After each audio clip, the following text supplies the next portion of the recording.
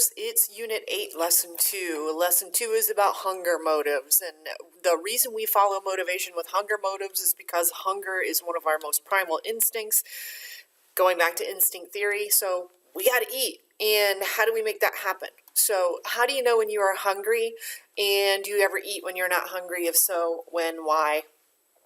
We'll set that up for a bell ringer for next week and give some thought to that right now. Like, do you eat sometimes when you just aren't hungry? I do it all the time because it's available, and maybe I'm around people who are eating. So let's talk about biological and social needs of humans and Maslow's hierarchy of needs when it comes to eating, how it affects the rest of our motives. All right, back to motivation and emotion. Now this one, like I said, is going to be primarily hunger motives. There's lots of videos embedded into this PowerPoint, so I'm just going to save all of these for class. Our hunger motives are based in physiology. Understand, when you see that word physiology, it is not psychology. Make sure that you recognize that this is a physiology. So what are the drivers, going back to lesson 1, the drivers of our hunger behavior and getting food? Well, we got to eat. And that is primal. It is based in biology. So some of the things that motivate us to eat include glucose. Our body's chemistry includes glucose, which is a form of sugar, circulates throughout our blood. It's a major source of energy, and when it's low, we feel hunger. At least that's one of the theories of feeling hunger. So glucose is tied to our hunger motives.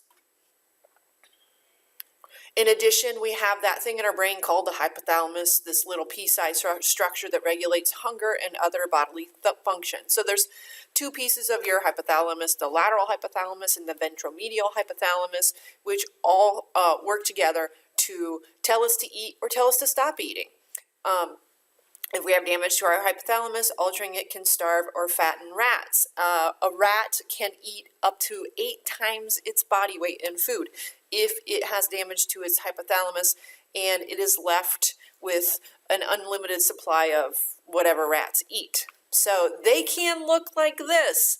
A rat can gain up to 8 times the size of itself. So that's a poor fat rat, and it's going to suffer health consequences.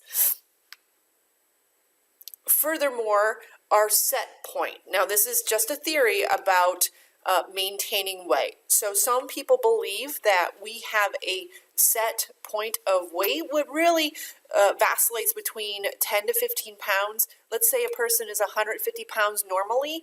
Our body's chemistry is going to try to keep plus or minus 15 around 150 pounds. So they might be 165 in the winter when it's cold, and in the summertime they might go down to 135. But this particular level of weight that the body strives to maintain is called your set point.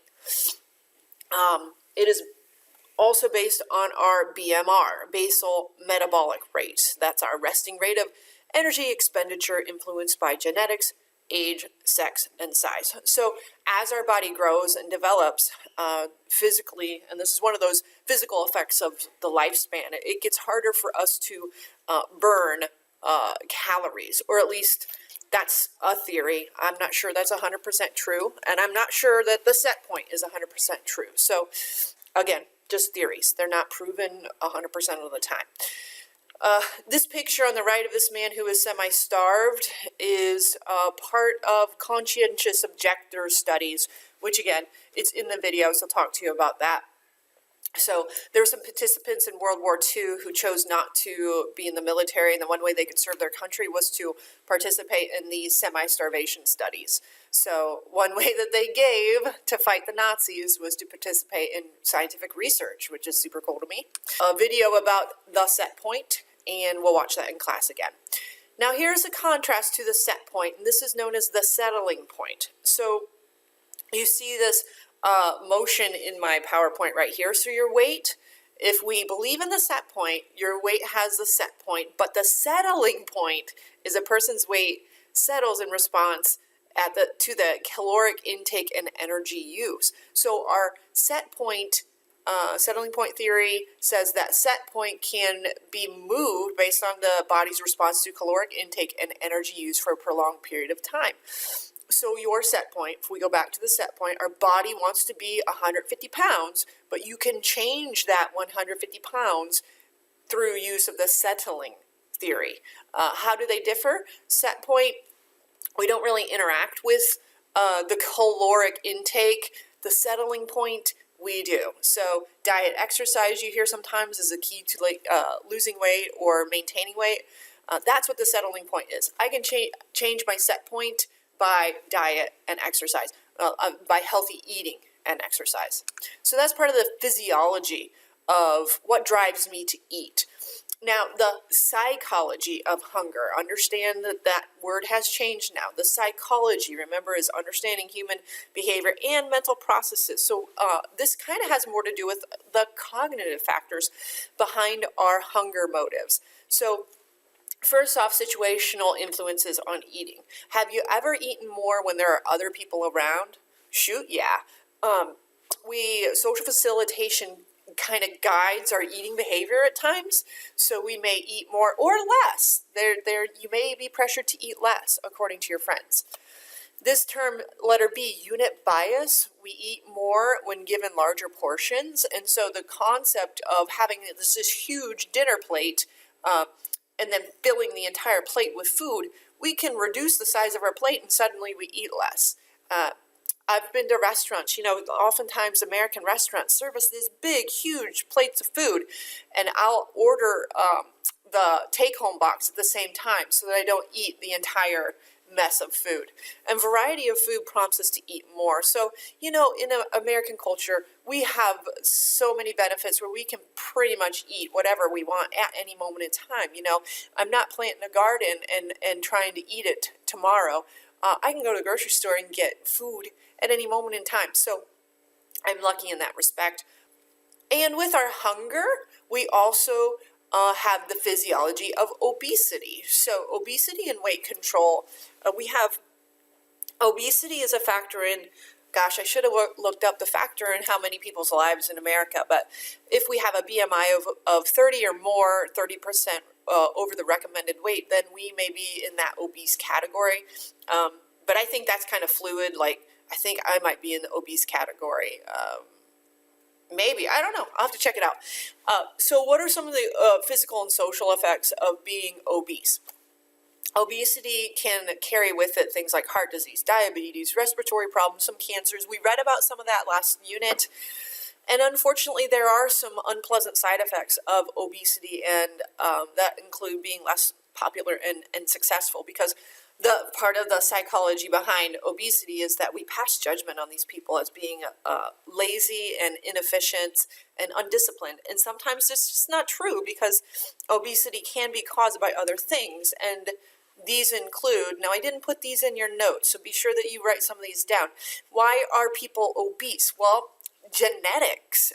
Genes can determine a higher set point. Remember, the set point might be 150 for one person, it's 250 for the other.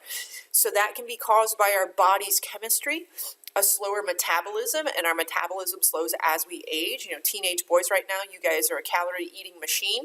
But as you get older, you might not find that to be true. Preferences for activities like video games versus sports. So we have a culture, once again, that encourages us to screen time rather than going out and planting the garden. There's a lot of things that we just don't have to do anymore. We're not a manual labor culture anymore. And so we have a tendency leaning more towards obesity. That doesn't even include some of the psychological effects of, going out with friends and eating with friends. Something just came to mind that I forget. Oh, here we go. Social obesity rising worldwide. Food, we are eating more and we're moving our bodies less. All the talk of obesity, we might wonder why people suffer from eating disorders. I know I'm one who might wonder why people suffer from eating disorders, but since I teach psychology, I have a little bit more insight into that. We have two types of eating disorders listed here, and these are listed in the APA's DSM manual for diagnosing mental disorders. So anorexia nervosa is the disorder where people refuse to eat, or they excessively exercise. They look in the mirror and see a person that is just not themselves. So they may have images that look a little bit like, I don't know, it's not on this slide, but you'll see. Those who are bulimic, in contrast, eat, purge, eat, purge. So they're going to eat high-calorie meals and then feel kind of guilty and bad about it, and they're going to eliminate that high-calorie meal in the form of vomiting or going the other way. In each case, the body image is maybe distorted, and so these are the skeletal frames that you might see from young people. What are the causes of such disorders? Well, biology, some people, and we had a conversation about this with some folks earlier in the week, like sometimes some people have a hard time keeping on weight, and it's not their fault. It's just they have a high metabolism, or maybe their thyroid is overactive. So those are things that affect how we burn calories and how quickly we burn through calories. So chemical imbalances, the hypothalamus pituitary glands can trigger too much burning of the calories. But I think that and I think there was a slide that said this is more prevalent in teenage girls. Yes, it's more prevalent, but I think that you also see it in teenage boys who are maybe in sports like wrestling or cross country, where they have to not maintain a certain weight. Yeah, in wrestling you do, but they use extreme methods to lose weight quickly. Anyway, society places value on skinny, and you guys know more about that right now than I do, because I'm not a teenage girl and I'm not finding out, I'm not exposed to the pressures to be thin like you are, or sometimes over demanding parents. Now, why can this be a cause? Sometimes you may have that authoritarian household, and for the individual who's growing up in a household like that, you have very little control in your life, right? And the one place that you can get some control is by controlling what you put into your body. And that's an outlet. So, all right, so I just mentioned some causes of eating disorders. Maybe you know some more and you want to jot those down in your notes and when we discuss it in class.